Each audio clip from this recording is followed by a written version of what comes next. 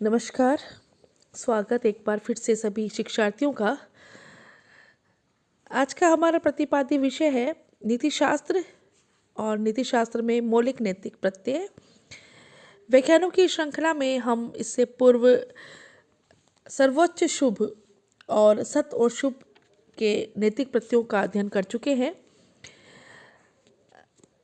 आज जो हम उचित और अनुचित, शुभ और अशुभ के बारे में अध्ययन करेंगे। उचित अनुचित नैतिक प्रत्यय के रूप में किस तरह से है, आइए उनके बारे में जानते हैं। उचित अनुचित, राइट और wrong as a moral concept. Right शब्द जो है वो लैटिन शब्द रेक्टस से बना है, जिसका अर्थ है रिजु अथवा नियम के अनुकूल। रॉन्ग शब्द की उत्पत्ति रॉन्ग शब्द से ही हुई है, जिसका अर्थ है वृक या प्रतिकूल। किसी नियम के अनुकूल या प्रतिकूल रहने पर हम किसी सिद्धांत या व्यवहार को सत और असत कहते हैं। सत या उचित द्वारा शुभ की प्राप्ति होती है और असत या अनुचित द्वारा अशुभ की प्राप्ति होती है। सत या उचित द्वारा शुभ की प्राप्ति होती है और असत या अनुचित द्वारा अशुभ की प्राप्ति होती है। नैतिक नियमों को मापदंड मानकर ही किसी आचरण को उचित या अनुचित घोषित किया जाता है। ये नैतिक नियम देश, काल और पात्र के अनुसार बदलते रहते हैं। सत और असत यानी उचित या अनुचित, शुभ और अशुभ कर्मों से संबंध है। सिज्विक के अनुसार सत को दो कोटियां हैं, आत्मनिष्ठ और वस्तुनिष्ठ। अपने अनुसार सत आत्मनिष्ठ सत है और दूसरों के अनुसार सत वस्तुनिष्ठ है। वस्तुनिष्ठ सत जो है वो व्यक्ति पर निर्भर नहीं रहता, इसके कर्म और परिणाम सत हो जाता है। इसी तरह से ग्रीन दार्शनिक हुए हैं, उनके अनुसार प्रयोजन की अच्छाई और बुराई के परिणाम सत असत पर निर्भर है, इसलिए आत्मनिष्ठ और वस्तुनिष्ठ भेद नहीं किया जा सकता। नैतिक मापदंड के आधार पर मानव आचरण का औचित्य या अनुचित्य निर्धारित होता है। इस नैतिक नियम के ज्ञान की चेतना सदैव नहीं पाई जाती।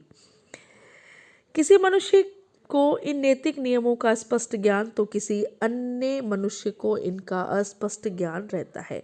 सामान्यतः मनुष्य के आचरण का नैतिक निर्णय कर देने के बाद भी इन निर्णय के आधार स्वरूप नैतिक नियम की स्पष्ट चेतना नहीं पाई जाती। जो नैतिक नियम है वो परिवर्तनशील होते हैं, देश, काल और परिस्थितियों के अनुसार बदलते रहते हैं। इन नियमों पर आश्रित उचित या अनुचित कर्मों के विचार भी बदलते रहते हैं। कोई कर्म जो एक स्थान एक समय में उचित या सत है, वही दूसरे स्थान और दूसरे काल में अनुचित या असत प्रमाणित हो जाता है। प्रत्येक नियम के मूल में एक लक्ष्य छिपा रहता है। लक्ष्यहीन विचार वस्तुतः नियम नहीं कहा जा सकता। नैतिक नियम भी उद्देश्यपूर्ण होते हैं। परम शुभ या हाईएस्ट गुड जो है, उसकी प्राप्ति ही नैतिक नियमों का लक्ष्य माना गया है। वही आचरण उचित है जो नैतिक नियमों के अनुकूल है, सर्वोच्च शुभ की प्राप्ति में सहायक है। अनुचित आचरण वह है जो नैतिक नियमों के विरुद्ध हो, यानी सर्वोच्च शुभ की प्राप्ति में सहायक ना मिले। इससे उचित या अनुचित का अविच्छेद संबंध शुभ और अशुभ कर्मों के साथ स्पष्ट दिख पड़ता है। अब जो अगला हमारा नैतिक प्रत्यय के रूप में हमारे सामने आता है वो है शुभ और अशुभ। शुभ और अशुभ क्या है? Good and evil as a ethical concepts. Good शब्द जर्मन शब्द गट से बना है, जिसका अर्थ है किसी लक्ष्य की प्राप्ति में सहायक। इसलिए गुड अर्थात शुभ वह है जो किसी लक्ष्य प्राप्ति में सहायक हो। शुभ का विपरीत अशुभ है। अशुभ वह है जो लक्ष्य प्राप्ति में सहायक न होकर बाधक हो। शुभ को सामान्य स्वीकृति प्राप्त है, किंतु अशुभ की ओर सामान्यतः तिरस्कार की दृष्टि से देखा जाता है। जैसे एक रोगी के लिए उपयुक्त दवा शुभ है क्योंकि वह रोग निवारण में सहायक है, किंतु उस रोगी के बगल में जोरों से हो रहा जो शोरगुल है वह अशुभ है क्योंकि उससे उसका रोग और बढ़ जाता है। इसी प्रकार दया, क्षमा, प्रेम आदि शुभ माने जाते हैं क्योंकि वह सामान्य समर्थन उनको प्राप्त है, और लोभ, मोह, घृणा जो है वो अशुभ है क्योंकि उन्हें सामान्यतः तिरस्कार की दृष्टि से देखा जाता है। शुभ कई प्रकार का होता है, जैसे शारीरिक शुभ शरीर संबंधी आवश्यकताओं की पूर्ति में सहायक है। आर्थिक शुभ वह है जो धन संबंधी आवश्यकताओं की पूर्ति में सहायक हो। इसी प्रकार सामाजिक शुभ सामाजिक आवश्यकताओं की पूर्ति में सहायक है।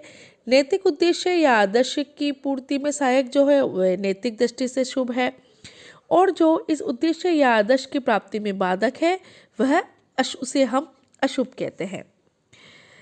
गुड और इविल शब्दों की जो संज्ञा या विशेषण दोनों रूपों में किया जाता है।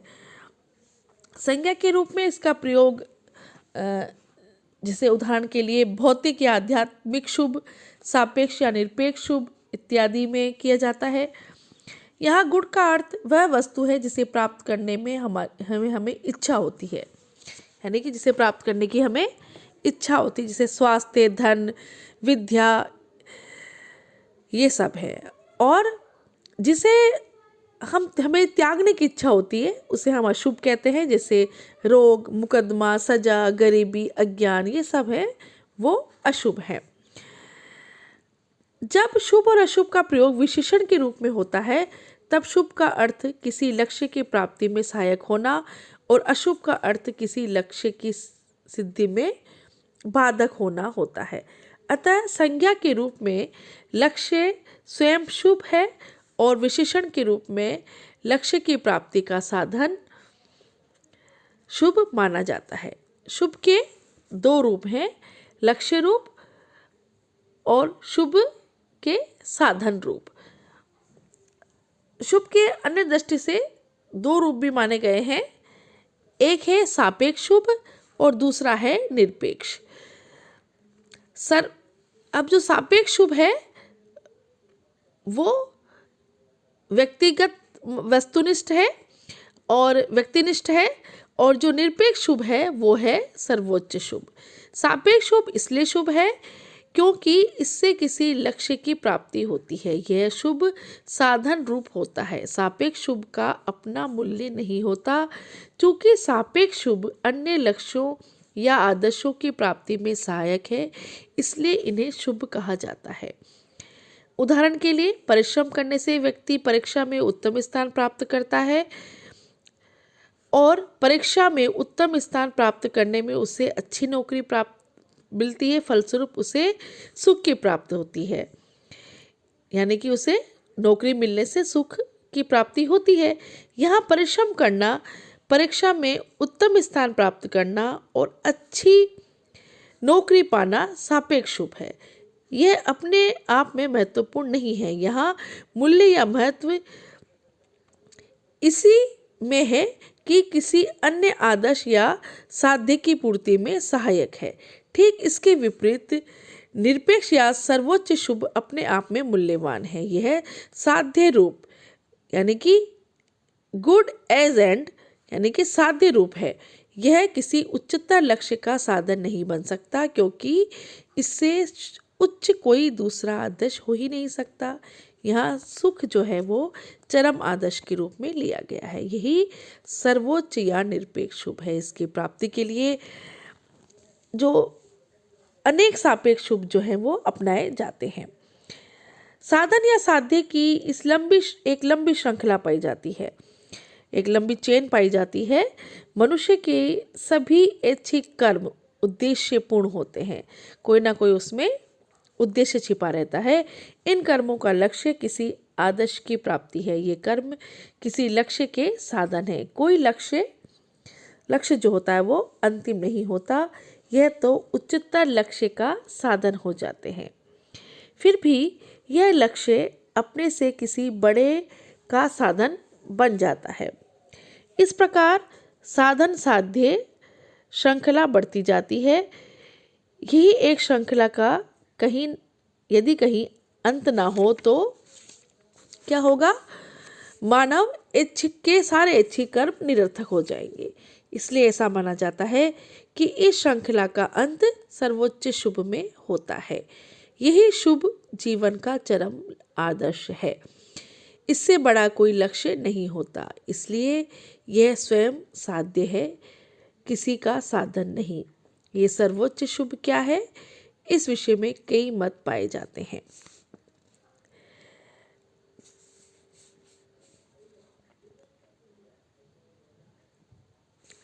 अब क्या क्या मत है इस विषय में?